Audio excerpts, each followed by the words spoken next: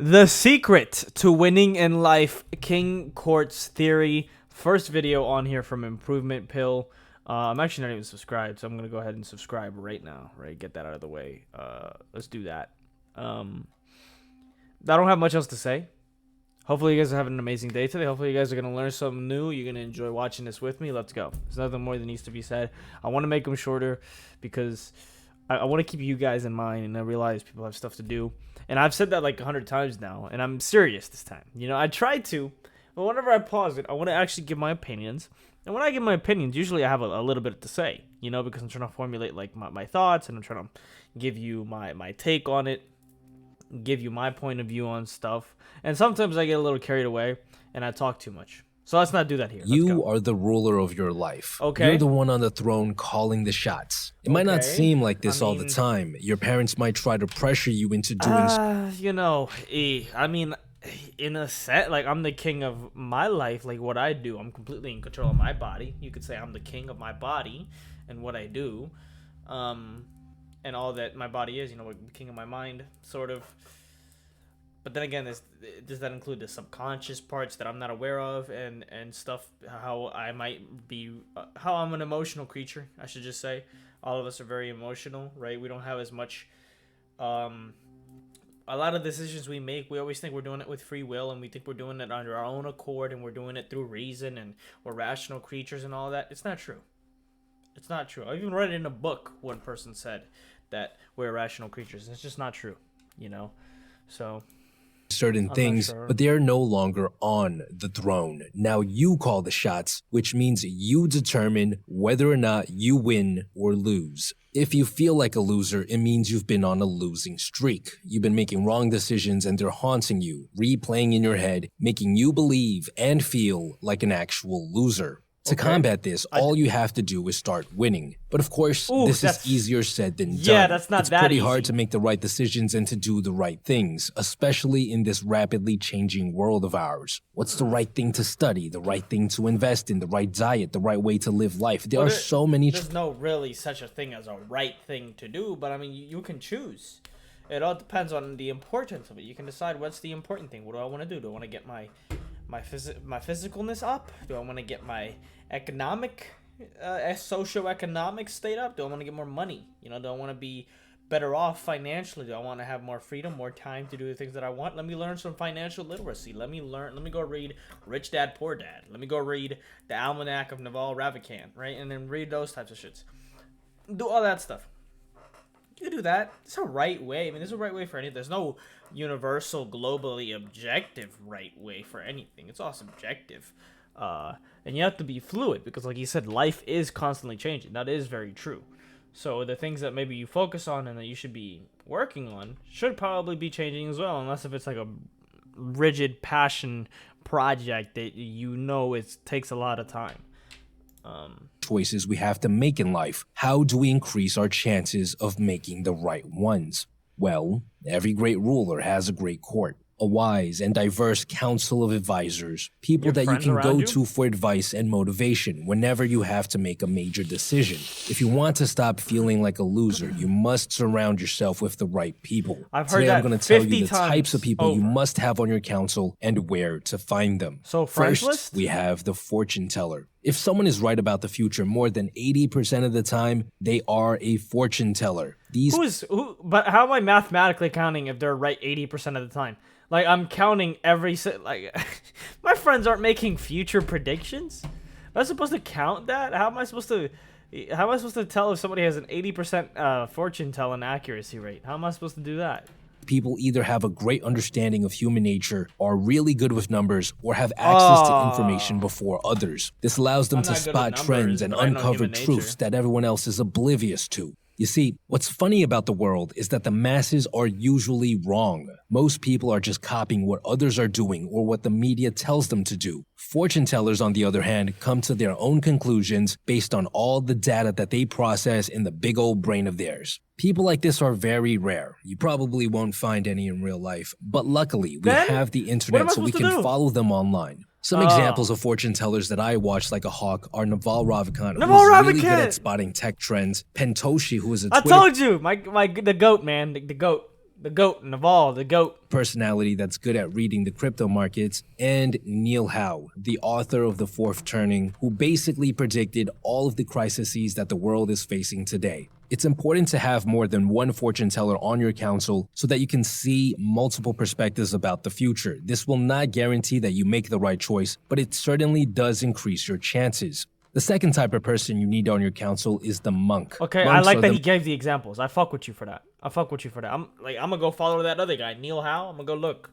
I'm gonna follow them right after this. most disciplined people that you know. This A is someone monk? who's need on your council is the monk. Monks are the most That ain't me. disciplined people that you That ain't know. me. This is someone who sticks to every good habit you can think of and still manages to have the time to outwork everyone else. The monk is someone you need not for the advice they give, but because simply being near one will motivate you to get your life together. You see, not taking action on the right move is the same as making the wrong move, and monks help prevent this. Now, unlike the fortune teller, the monk is someone you that's need to deep. keep close. Fortune tellers only need to be visited once a month. Their predictions often don't come true for years. On the other hand, speaking with a monk for just 5 minutes will immediately motivate you. Some good examples of monks are David Goggins and Jocko, both of which are Navy SEALs, but ideally, you should find Oh, well, then if that's the definition, you're not talking about a rigid monk.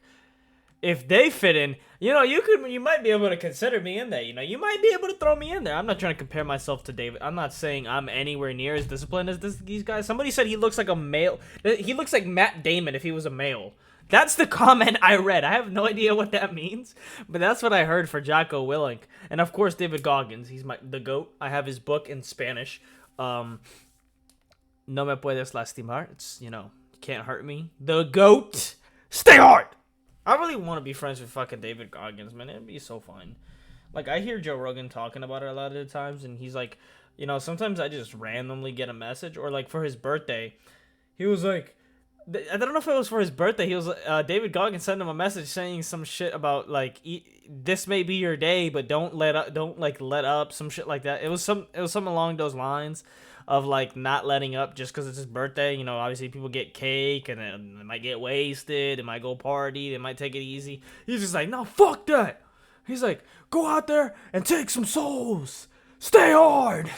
I fucking love David Goggins, man. I fucking love him.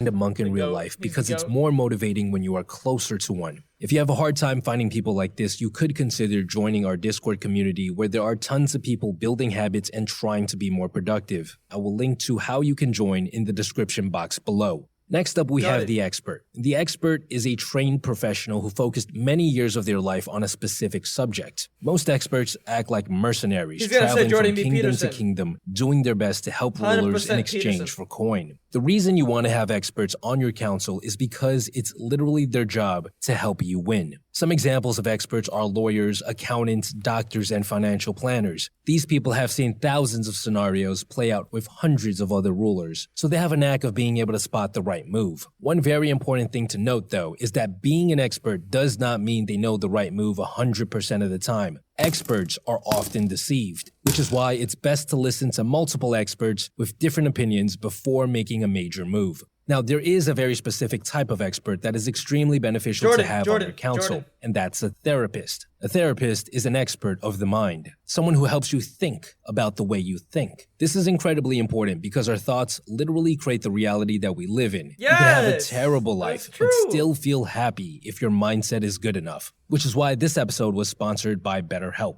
If you've been having a hard time reaching the goals you want in life, it's a good idea to speak with someone to help organize your thoughts, and BetterHelp is perfect for this. Now, just to clarify, this is not a crisis line. This is a professional therapy service that is done securely online worldwide. The sign-up process is very easy as you're than traditional therapy.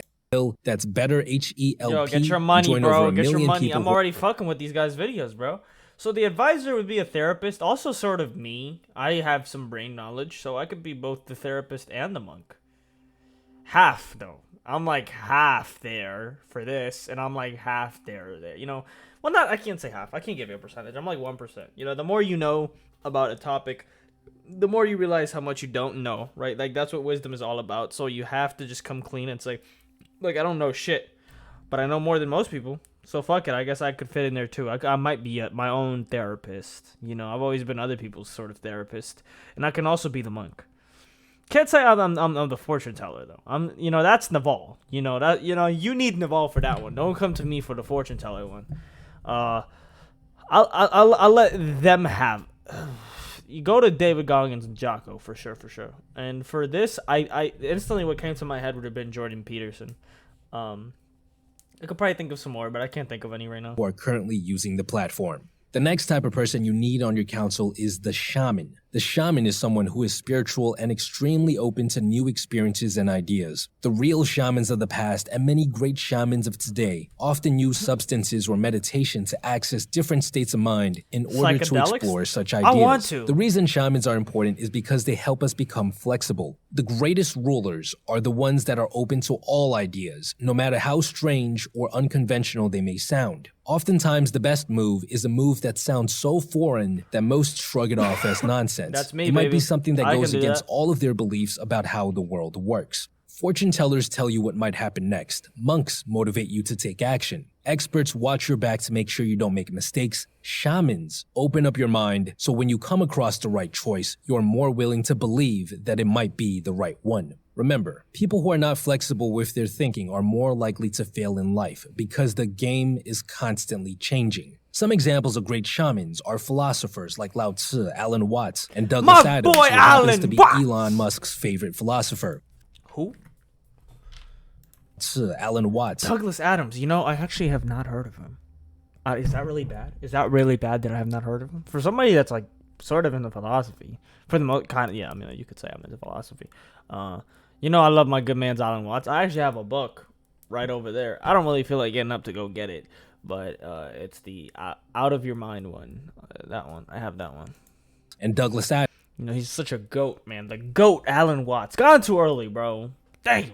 Adams, who happens to be Elon Musk's favorite philosopher. Finding a shaman in real life can be difficult. They're usually that one quirky person that we know who's always doing or thinking about something new every time we bump into them. So if you can find one, keep them close. And finally, we have the challenger. The challenger is someone who likes to debate and challenge your ideas. They enjoy pointing out potential flaws in your thinking to which you will be forced to come up with a way to prove them wrong, countering their statement. If you cannot counter, then it means that you do not have a full understanding of this move that you think is the right one, which is very useful as it shows you which areas you need to do more research on. Challengers are which is very useful as it shows you which areas you need to do more research on. Challengers are quite common. I know dozens of them in real life. The problem is that it's tough to find one who uses facts instead of emotions as a way to debate. Most people nowadays on social media will attack the person making the argument instead of the logic. You fucking little bigot! You fucking misogynist! You fucking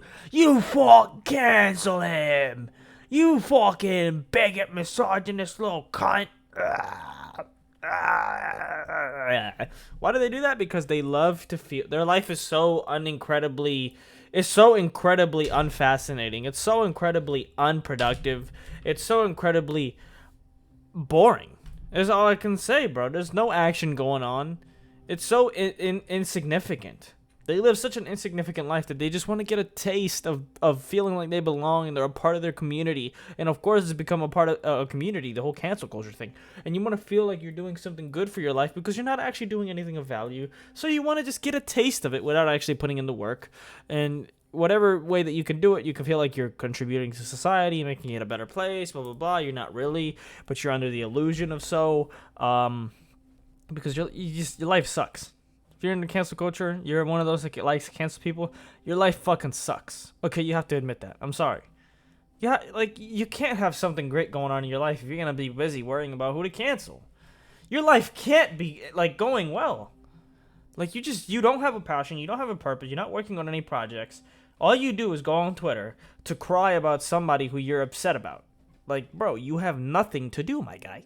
You have nothing to do. Figure it out. Damn.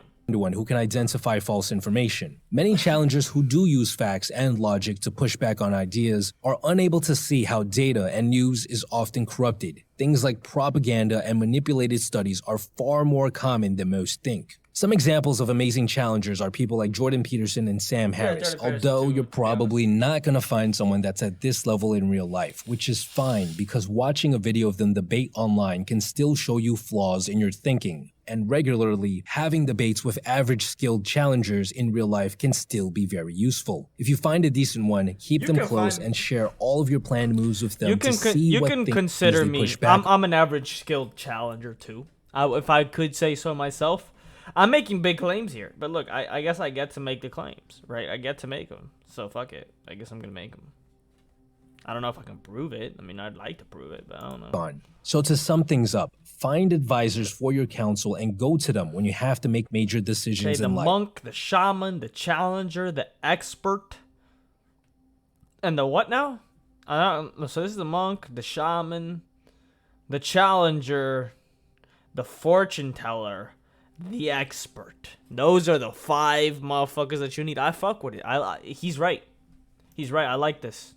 This will increase your chances of winning in the game of life. I hope this video was helpful, and again, if you want to surround yourself with more of these types of people, I suggest you check out our Patreon, which will give you access to our Discord community. I'm joining that Discord. What? What? Get out of here. Look at this guy's videos. How to be funny? Oh, I gotta watch more. We gotta watch more, ladies and gents. Let me know what you guys think. Let me know, do you have those friends? Are you that friend? Let me know. Let me know how many more of them we need to get, because we do need to have those motherfuckers on our council, right? We need to see ourselves as kings. That's the most important bit right there, is to visualize yourself as being the king, being in charge. You know, be in charge of your life and see who you have on your council. You know, really evaluate who the fuck you got in there. Are they spewing bullshit at you? You know, are they giving you some dog shit? You know, then they're not helping you out. They just, you know, putting you down and shit. In Spanish too. Shouts out. Gotta watch that too. Yeah, man. Let's go. Hopefully you guys enjoyed that. Let me know what you guys think. I will catch you guys in the next one. Yes, sir.